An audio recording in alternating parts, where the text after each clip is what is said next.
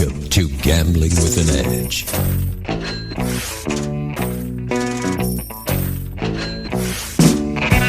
And now, here are Bob and Richard.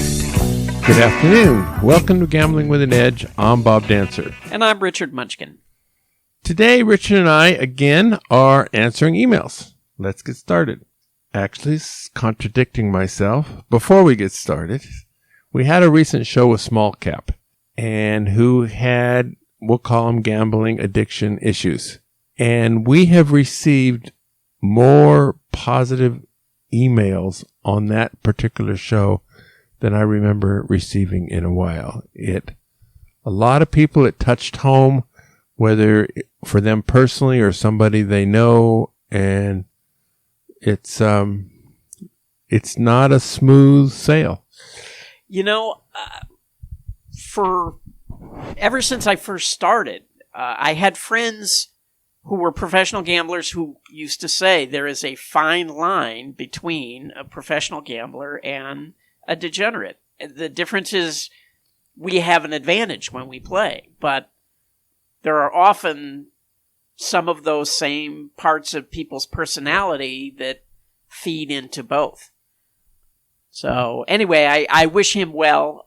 He's always been very entertaining. We always get, I personally get a lot of response from people whenever he's on the show, but I too got response from people saying it was nice for that to be addressed, because it's something we really don't talk about very often. Yeah, it is nice to pretend it doesn't exist, but it does. You know, I have to say, the reason that I quit playing backgammon was because to be a successful backgammon player who's trying to make money at the game, not in tournaments, but in cash games, the way to make more money was to seek out people who had gambling problems, because they were going to throw their money away. And I just found it really distasteful after a while, and that was a big part of me stopping playing that game. Yeah, even if they didn't have problems, it's like you're sitting face to face with somebody who's losing. It's different with the casino, where you win a couple $1,000s and the casino has pretty big pockets. But in backgammon, you're sitting across the board from somebody, and you watch the way he pulls out $2,000 from his wallet, and he has to go explain that to his wife or something. And this is an issue. Yeah. All right. It's very personal. Even in poker, there might be 8 other guys there or whatever. But in backgammon, it's you and one guy, or sometimes it's chouette. But yeah, it is. It's personal. In poker, though, for the most part, they have their chips already. And so it's chips and not pulling cash out of their wallet. It's different. Yeah. All right. Somebody asked a question that I've answered numerous times, and I'll answer it again. It's, what's the protocol for tipping floor personnel and or host in video poker? And the answer is whatever you want. Everybody has their own suggestion as to what the rules are.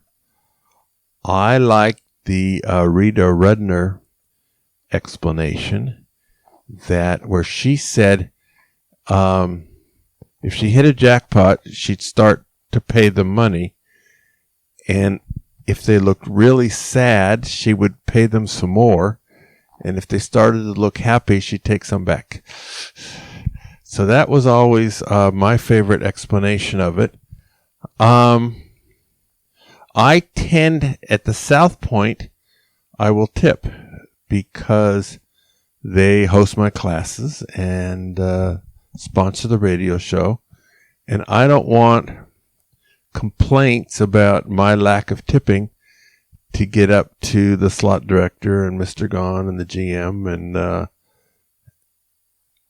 but at many casinos I don't tip at all, and I play a lot at Dottie's, which is a small place with like 15 machines, and there's basically one bartender in every machine, every place. There I tip. In these places, there's no pooling of tips. he keeps what he gets. And your life is a lot easier in a really small place if you're tipping. So, do you tip at all, Richard? Yeah, especially on table games. Not when I'm counting cards, which I really don't do anymore and haven't for many, many years, but because the edge is too small, and no matter what you give them, they're not going to be happy with it. But when I'm playing a game with a much bigger edge, then I do tip and tip fairly a lot, often because the dealer can, without even knowing it, affect the game when you're playing some of these other things. And you, in many cases, you want to keep the dealer happy because it may mess up the game inadvertently. Casinos forever, when players are winning, they try to do things to stop them from winning, right? So when I first started dealing 40 years ago, they would tell you, change the way you shuffle the cards. And I've run into that around the world. You start winning in Korea, and suddenly they change the way they shuffle the cards. Now, which makes a lot of sense if you were shuffle tracking. Right. Now, they don't do it because they think of shuffle tracking. They do it because they think they're changing the luck. But sometimes they can accidentally do something that actually ruins the game. Sometimes they make the game better. I've certainly run into that where they changed the way they were shuffling and suddenly the game got dramatically better because of what they had done. The same thing happens in roulette. If somebody starts winning at roulette, they change the speed of the wheel, they change the speed of the ball, they switch which ball they're using. And again, sometimes that actually can affect what you're doing and ruin the game. So same thing can happen with dealers in blackjack or carnival games. And so tipping often helps either make the game better or keep the game alive, where the dealer could inadvertently shut it down without even knowing it. Conversely, when I first started playing, we used to play what were called tells. The dealers would look at their hole cards so they knew whether they were stiff or not.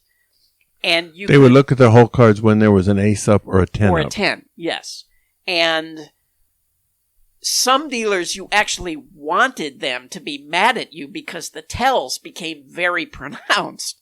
Some of them were ridiculous. I mean, they would look at their hole card, and if they were stiff, they would make a face because they knew that they might bust, and they hated to see you win. And those dealers, you wanted them mad at you. So, you were betting $500 and you get some odd amount, $475, and you end up getting the $250, right? And you put the 50-cent piece out in front of your $500 bet and say, "This is for you." So yeah, it would depend on the situation, but yes, I do tip a lot when the game calls for it. All right, changing subjects. Some guy wants to sell us a game. He calls it the best blackjack machine on earth. He doesn't tell us.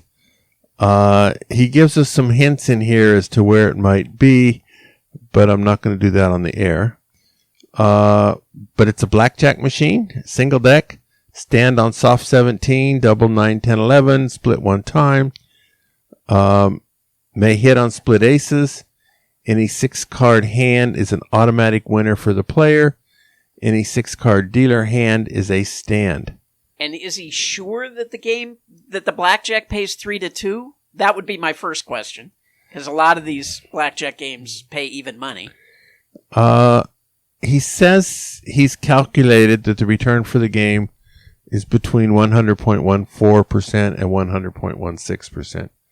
So I know he thinks that it does pay 3-2, but that would be the first thing I would want to check. And he also says on what he's calculated in 2017, he ran 3 times that for the whole year. So I would think that would be pretty clear that it was 3-2. So he, if we're interested in buying it, he will, if we can agree on a price, he'll meet us there and explain all the intricacies of it. Well, my first question is, why does he want to sell it? If he played it all year, why does he want to sell it? I mean, now, if he played it and won a lot of money and got barred, it seems to me there might be heat on that machine now, and the machine might be gone before we even got there.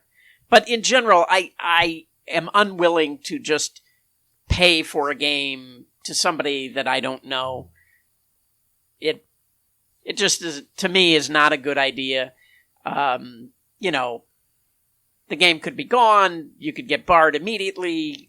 There are just lots of things that could go wrong. Now, if this was a friend of mine, if this was somebody I knew and had a history with, well, then I would make some kind of arrangement for a percentage of the win or something like that. Yeah, I definitely have paid finder's fees to people I know, but not with people I don't know. So I'm willing to offer a very round number for this information, and I assume my round number is not sufficient to learn exactly where it is. So if any of our listeners really want to know this and want to tell them that they're willing to offer, $30,000 for this information, what should be our fee, Richard, when we pass this along? What do you think? I think we ought to move on. Yeah. Okay. Our listener plays Double Deck with amazing penetration at blah, blah, blah. And he spreads from table minimum, which is $25, all the way up to 2 hands at $250 if the count gets positive enough. When it comes to playing 6-deck, he spreads from $5 to 2 hands of $300. He's only experienced very minimal heat from the bosses, and should he start playing more aggressively until the heat comes, he uses the high-low count and can count down a deck in less than 20 seconds. If he has the bank, I mean, you are going to get barred. Guaranteed. Eventually that is going to happen.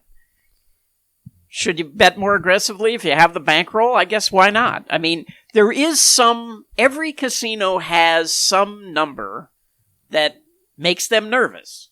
So I remember playing in a casino where the maximum bet was $1,000.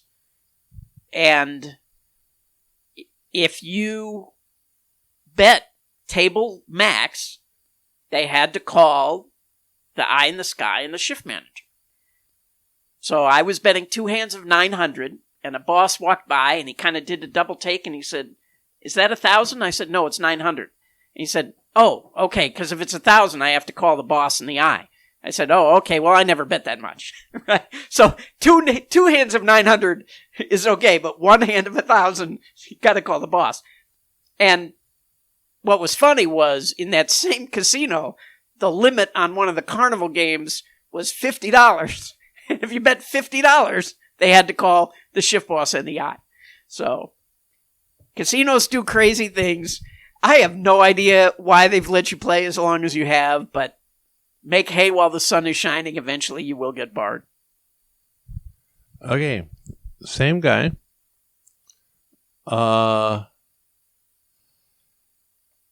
He says he wants to take his game to the next level, but he hasn't been able to link up with a serious team, yet alone serious players. He's tried training 2 close friends, but they don't make training a priority. He owned a business in California for 5 years and sold it to a fellow owner at another location. Now he's in law enforcement and have 3 days off in a week and then 4 days off the next week, so I'm able to practice and play a ton. He's also only 25 years old, so playing hours upon hours usually isn't an issue.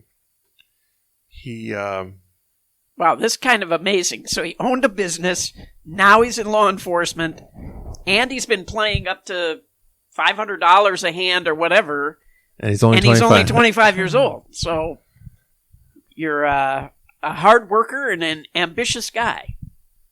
Now, he said he hasn't been able to meet anybody, and he wants to get on a team. Yeah, well, all the players that I know meet other players in two ways. You either just bump into them on the table, and often you end up sort of meeting in the bathroom or out in the parking lot and saying, hey, and you kind of strike up a conversation. I know many players that have met many other players in exactly that way. The other way that I've met players is on the internet. I would go on the Blackjack forums, and you see who's posting, you see who seems to make sense and who the idiots are. Often it's very apparent. And, you strike up conversations with people that way, especially in the chat rooms. That's how you meet them. And definitely you do want to meet other players. Even if you don't end up teaming up with them, meeting other players, talking to other players, you end up sharing information and you learn things about the game that might take a lot longer to learn if you just try to discover it on your own. I may have said this on the air before, but the way that I approached whatever I did, whether it was backgammon or blackjack, whatever, the first thing I did was I tried to read every book I could find on the subject. And the second was to go out and find players who were better than myself and meet and learn from them. And, I think that's a good approach. And so, yeah, you want to try to meet other players. Eventually it'll happen if you work at it. It will. And you, Richard, are relatively gifted at your ability to network with others. You have social skills that many others don't. And so for you, it has been it seems relatively easy to meet other players, whereas for some people it's kind of hard. Yeah. You got to make the effort. All right. Another question. What is the life of an AP like now? What other businesses do they get involved with? Are most in it for life or just a short period of time?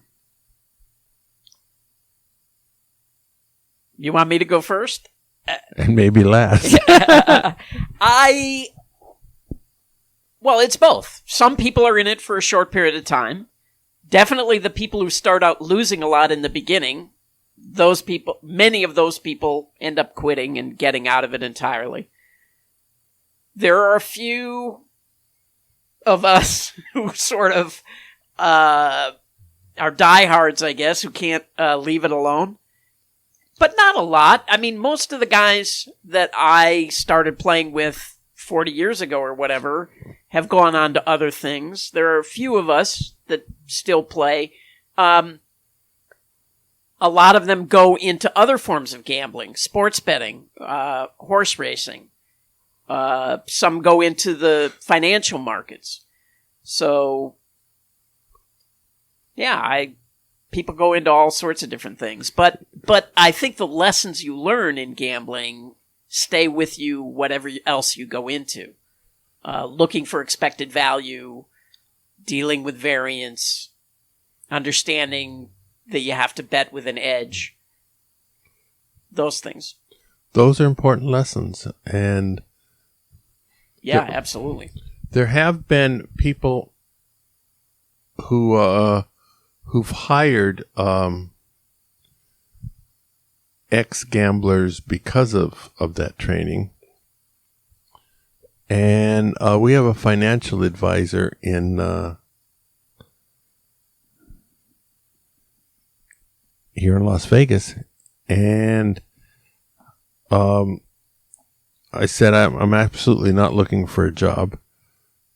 But if I wanted one, with all the economics and stuff that the almost PhD level way back when, and I could probably be an asset to your company. And would you consider hiring me if I wanted one? And he said, absolutely not. He said, somebody who has been that close to the gambling and whenever they see a good opportunity, is likely going to want to go gamble again. He says, if I want you to put in 40 or 50 hours at my place, I don't want you putting in 10 or 15 hours a day when you go home at a gambling situation, because the opportunity is there and then just come out totally zonked the next day. So, yeah, but when I first started playing backgammon, I hung out at a bridge club in Chicago, and there were a lot of options traders who would play bridge and backgammon who were there at the Cavendish, and they would recruit young players to go become options traders. That was a kind of a common place to recruit. And actually, I got my first job because I was a gambler. Back around 1980, I had been a backgammon player, and I did fine as long as it was a real popular game and there's all these new people coming in. But when the new people all lost enough money and stayed away, and the only people left were people like Richard and the other people who were better than me, I basically needed to go out and find a job. And so I had been a Fortran programmer in graduate school on economic projects and stuff. And so I figured, well, hell, I could learn COBOL. So I read a COBOL how to do it book and went out and started interviewing for COBOL jobs as a programmer. And the first place I interviewed, one of the guys really wanted to hear Blackjack stories about where I was in Vegas and what did I think about his system. So a 45-minute interview, we talked about Blackjack in Vegas. And the other guy was, he was an amateur backgammon player, and I, of course, was head and shoulders over him. I was not good enough to play with the big boys, but I was way better than him. So we talked about various backgammon strategies and stuff. And they go, well, you're clearly well qualified for this. We don't have any computer programmer jobs, but can you be a systems analyst? So I said, sure, piece of cake. And I had no idea what a systems analyst was, but they were offering $10,000 more than I was asking for. So I became a systems analyst and lasted that job for 3 years, simply because I had a gambling background. It was a 1 in a million shot, but it worked. I found that I auditioned a lot of actors over the years. Uh-huh. And the key to those auditions, which is the same as any job interview, is being memorable and finding common ground to talk about. So, yeah, I can easily see where if you had stuff that they were interested in to talk about, then that was going to give you a big leg up in getting the job. I still remember, I used to teach an acting class, and I would tell the actors, there's a section on resumes for actors called special skills.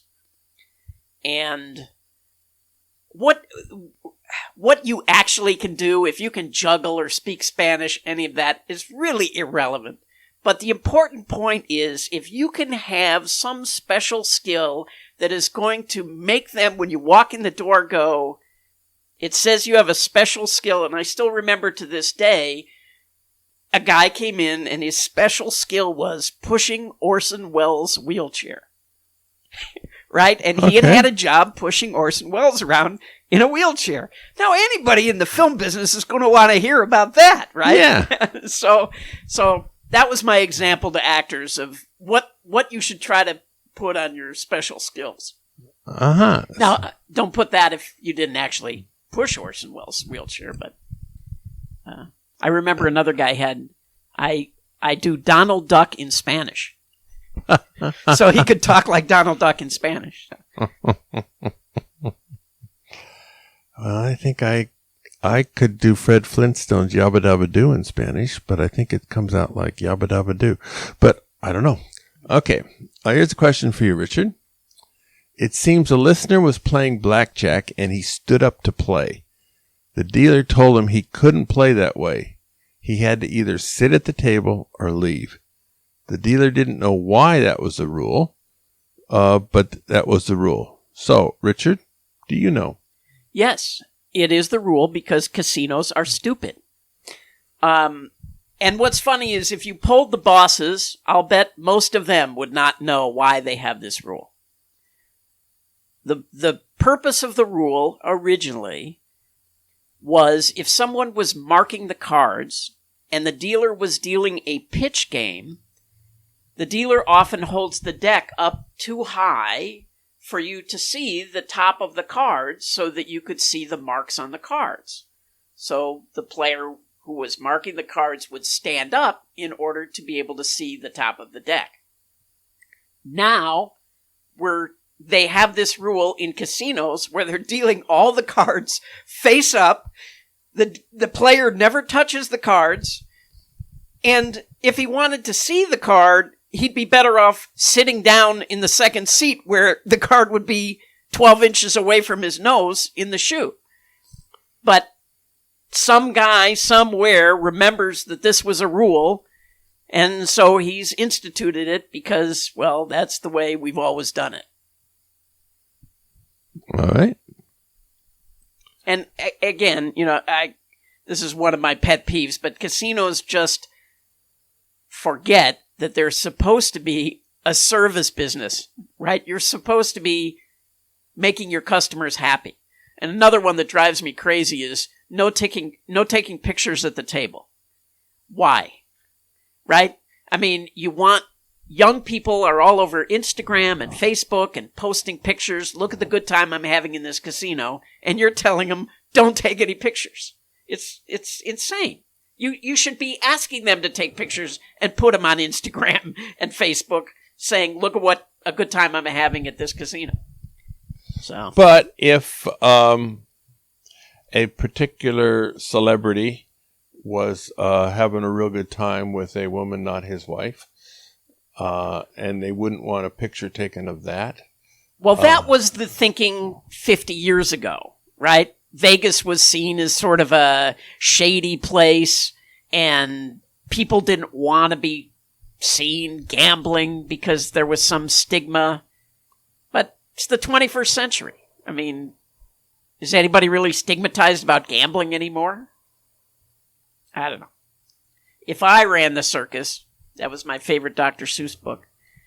If I ran the circus, you would be encouraged to take pictures in the casino and at the table, and there would be charging stations at the table so you could charge your phone while you played, and you could talk on your phone, and you could text, and all of those things.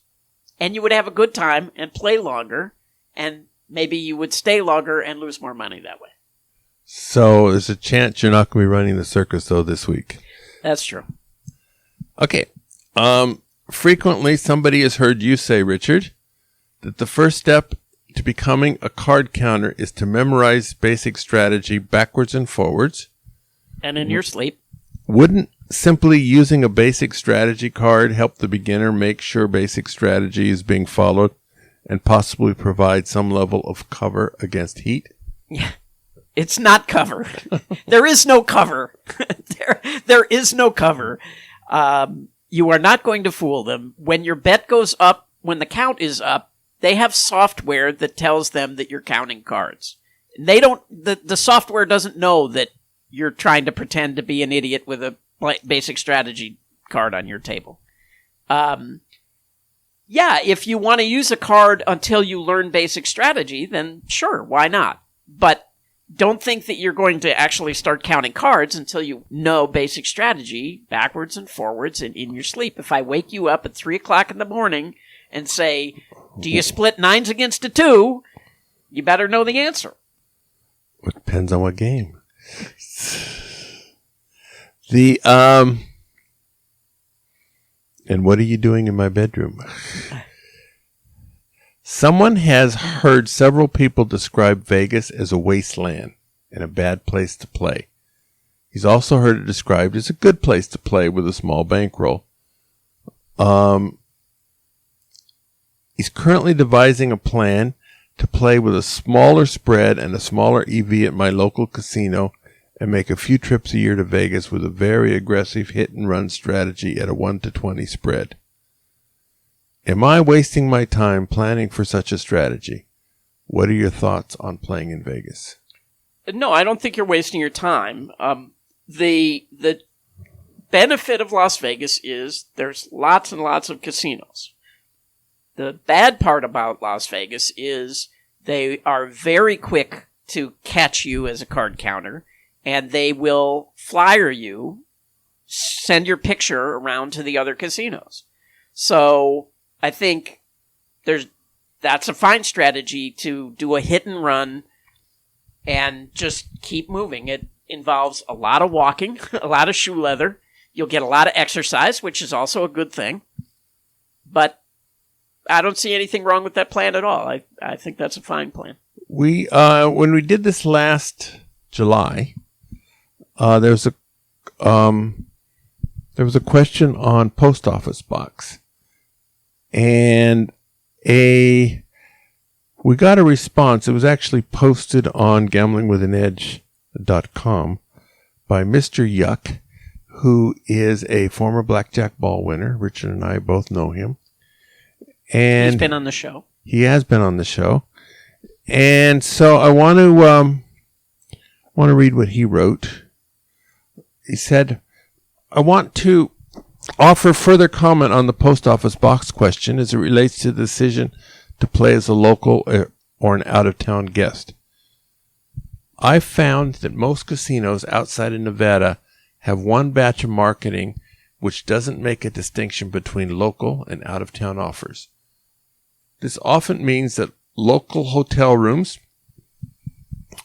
are offered for people who live within 5 miles of the casino, and they also send offers which must be collected twice a week to somebody living 500 miles away. The difference between local versus out-of-state is usually not my reason for wanting to present myself as a local. My primary reason for being a local is to avoid the suspicion associated with presenting an out-of-state ID. If the ID is from a neighboring state, it's probably not an issue. However, if I'm presenting a Washington state ID to some remote destination which is not known for its tourism, it's going to raise some red flags. There are a few places who do not send any mail out of state. This might mean they're willing to send mail to someone who lives 200 miles to the east in the same state, but won't send mail to someone 50 miles to the south in a neighboring state. To avoid the potential of getting burned by such nonsense marketing principles, I usually prefer to have a mailing address in the same state as the casino. Yeah, it makes sense. And I agree. It's always a problem when you're in the middle of Iowa, in the middle of winter, and your ID says Las Vegas. What the heck are you doing there? You got to have some excuse. Now, I would never show a Vegas ID anyway, but... You're going to come here to gamble? Really? Yeah.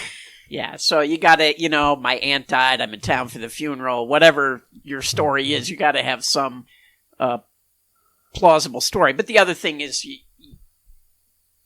your passport doesn't have an address on it, so you can be from anywhere if you have a passport. And if you play as a refusal, as I do, then you don't have that issue at all. You can say you're from anywhere.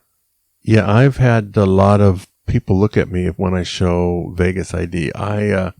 I'm one of these people who only have one ID. I don't know what's wrong with me. Well, but you have a passport. I do have a passport, but in video poker, you need something with your address on it, where to get a player's card. Because at most situations, if you don't have a player's card, you just cannot get an advantage at video poker.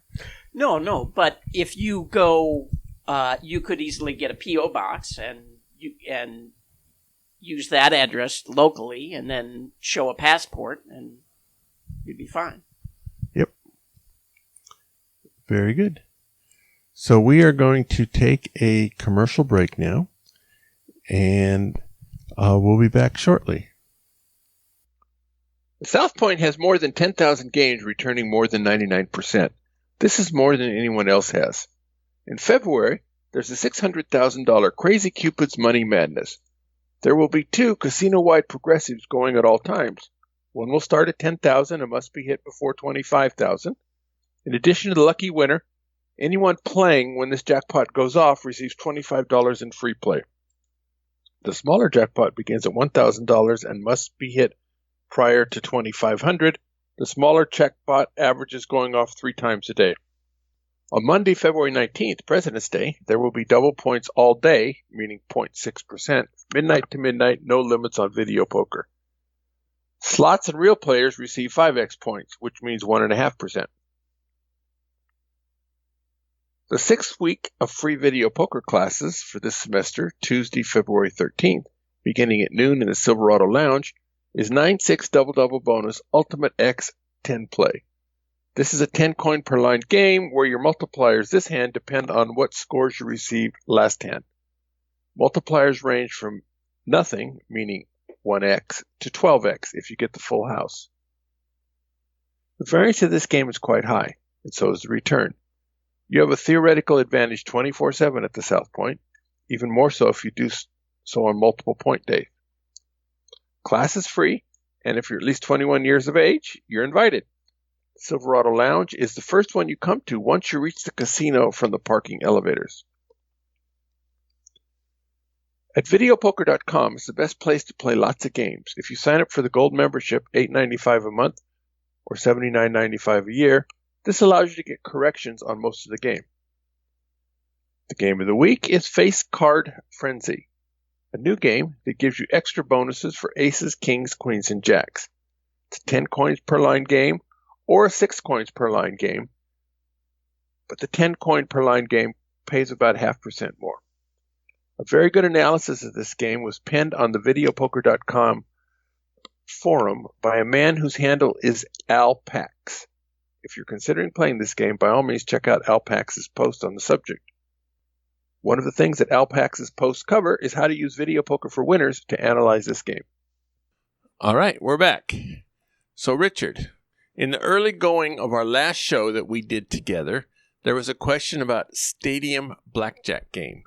I don't know what that means. So a lot of the casinos, I think this started in Macau first, but a lot of the casinos have moved to what they call stadium games, where they basically will have a blackjack table or a baccarat table or a roulette wheel and a stadium around it where they might put, dozens of people, 50, 100 people around it, and you have a terminal where you can bet, from wherever you are. Now, in blackjack, I'm not quite sure how that works because... Somebody has to make the decision. Right. So I don't know if you're betting on whoever's seated in a particular chair or... I don't know. But, with baccarat roulette, obviously, it's easy to just bet on the terminal on whatever you want. So it's a way for the casinos to save money. They can replace, 10 dealers with one or whatever. And it's more social. It's like everybody cheers or boos or at the same, like in a sports book where you're going to have people on both sides and whatever happens, somebody's cheering. Not really. In my experience, people tend to just kind of get lost in their own terminal. There's more interaction when you're seated at a table with somebody, I think. Oh, okay. Now, several months ago, I told the story of a player who wished to be mentored by me, and what I did was make him buy software and 2 winner's guides and study significantly on his own before I would spend time mentoring him. He recently wrote back with an update. He said, I took Bob's advice and studied the Video Poker Winner's Guides and practiced on Video Poker for Winner software for Jacks Are Better and also NSU Deuces Wild. I probably spent at least 100 hours each doing both of these. I was able to play 600 to 700 hands per hour at the advanced level with very, very few errors. By playing video poker at a Caesars property, I achieved 7-star status. Since I got 7-star status, I've been receiving lots of comps at both Caesars and non-Caesars properties. The non-Caesars casino think I'm a gambler based on my 7-star status, so they tend to extend me comps just to get me there to try them out. I might have been able to take advantage of even more comps if I had not gotten injured on military duty, and that slowed me down a little bit. Some of the comps I've gotten include free flights to casino location, free hotel stays, free food, free shows, free box seats at sporting events, and also various cruises where all I have to do is pay port fees and government taxes. And of course, free bets, match plays, and free slot play. Since my 7-star status is valid through January 2019, I probably won't reestablish my 7-star until sometime in 2019 in order to extend it through January of 2021. Since I don't live in Las Vegas or anywhere near a casino, when I do go to a casino, I tend to play blackjack where I can get away with it. Does not play blackjack at the same places he plays video poker. My personal comment to this player is now he's ready for mentoring if he wants to go that route, although he clearly has successfully found his own way. Mentoring at this stage might include why playing at this property or that property might be a better idea. This is an entirely different conversation than learning the times in NSU where you hold deuce 4-5 and when you just hold the deuce. Yeah, it would be difficult, I would think, because so much of video poker is dependent on the casinos that you have convenient to you. And if you don't live in that area, you may have no idea, So I think it's hard to mentor somebody, even if they live in the same area. I mean, obviously it'd be easier if they lived here. Yeah, if they lived in Vegas, although it would help if they're not so young, because there are a lot of senior events that I take advantage of. And were it not for senior events at some of these properties, I would not play there as much as I do. So, right. So young people, I have less to tell you, or less to sell you, something like that. All right, here's a question for Richard. An emailer says, I'm a blackjack AP, and I have a girlfriend who is by no means an AP. She is, however, well known to area casinos as a medium to high roller degenerate gambler. So, to avoid heat, we've been having her play at a nearby slot machine. Well, I table bet minimum, and she comes to play after I signal her. And she bets at or near table max with my money, and I give her a cut when we win. This has worked very well for us. We're up 80,000 so far doing this in the past 4 months. How long do you think we'll be able to get away with this? And do you think this is generally a good idea, Richard? Yeah, I think it's a great idea. The best big player you can have is one who's already established as a degenerate and a loser. So you have the ideal big player. I mean, the only thing you could say that would make this better is if you told me your girlfriend is Chinese and has a Chinese passport. And is hot. Well, so no, I think you've got exactly the right approach. When we've tried to do these kind of things, some of the problems that you might run into is often these players want to deduct their losses on the slot machine while they were waiting to come play on the blackjack table and that kind of stuff. So, I mean, that's your personal relationship. I'll leave that to you to work out that aspect of it, but that sometimes can be a problem. The other thing that you want to make sure of is you say you give her a percentage of the win. You could be giving away all of your edge if you're giving her too much. And if it is not based on sort of a longer period of time as opposed to each session. So there's an article by James Grosjean well, it's a chapter in his book, Exhibit CAA, but it might have been published somewhere else about, what is a free roll worth? What can you legitimately give someone if they're only taking a percentage of the win and none of the loss? But I suspect it's much lower than what you might think. So, unless you base it on a certain number of hours of play or something like that. Anyway, I think you're approaching it absolutely the right way, and in terms of how you're laying it down, and it'll last however long it lasts. But I would say go for it. That sounds like a great opportunity.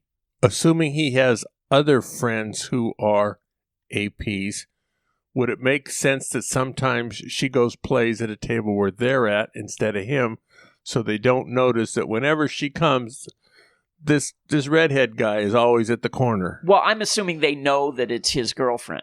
I mean, now if they're trying to do this as if they don't know each other, I don't think that's going to fly for very long. I mean, I think they're going to realize you're together, and I think it's better that they know that sooner rather than later, because it doesn't look like you're trying to hide anything. But it would look, if they start to get suspicious of her, it would look better if she sometimes lands on other people's tables. But then you have to come up with a whole nother scheme for splitting the money with the added person. I would just stick with what you're doing, and all right, continue to make hay while the sun is shining. And here's a question for me. Somebody wrote, my question is regarding how each hand is drawn on video poker. As luck, I seem to have run better on simulators and trainers. Is there anything that says a casino has to deal from a virtual random deck? I know that this is the expectation, but are some machines dealt with a random generator where garbage hands are dealt more often than random on winning hands? Maybe I'm being a conspiracy theorist, but I see nothing on the machines that says hands are dealt completely randomly from one deck, or any law that the casino has to do it this way. All right. First of all, if you're using the Video Poker for Winner software, there's a setting in the training style section called level of difficulty. If you've clicked on the beginner, you're going to be dealt some pretty easy hands and your score will balloon. If you're playing on this level all the time, you are going to think that your score going up, up, up, up, up is the new normal. And when you go into a casino and just get typical results, it's going to feel bad. If you clicked on mix, that's truly random, and that simulates what you'll find in casinos. For me, I click advanced. These are harder than average hands. And so generally on advanced, your score is going to go down, down, down. The fact that my score goes down, down, down is irrelevant to me. What my score is in the training session is not a payoff window, and I want to get practice on the hands that could really give me trouble. So in most jurisdictions, video poker machines are dealt randomly. Two notable exceptions are the state of Washington and the racinos in New York State. If you're not playing there, you're very likely going to get a fair deal. We have one last question for Richard. It has to do with Richard frequently has said that the first step in becoming a card counter is to memorize basic strategy backwards and forwards. Wouldn't simply using a basic strategy card help the beginner make sure basic strategy is being followed and possibly provide some level of cover against heat? Well, it definitely will not provide cover against heat. And I have seen bosses give players heat for using a basic strategy card, which is ridiculous because often they're selling them in the gift shop. But no, if you don't know basic strategy backwards and forwards and in your sleep, that's the rest of the quote, I don't believe that you can count cards. I mean, it's not that hard to memorize basic strategy. And if you can't accomplish that, I don't think you can accomplish being able to count cards. So that has to be just automatic so you can focus on the counting of cards and calculating how much of the deck is left for sizing your bet. And there are a million distractions in the casino. So if you find it difficult to memorize basic strategy, I would suggest that maybe counting cards is not for you. Very good. So thank you, Richard. This has been fun. We're closing off for today, but we are going to have more of these Bob and Richard's email sessions in the future. So continue to send us emails at gamblingwithanedge@gmail.com. Or you can post them on the Facebook page, facebook.com/gamblingwithanedge, or Twitter is @RWM21. So, yeah, we always encourage your questions. Send them on in. So, thank you very much.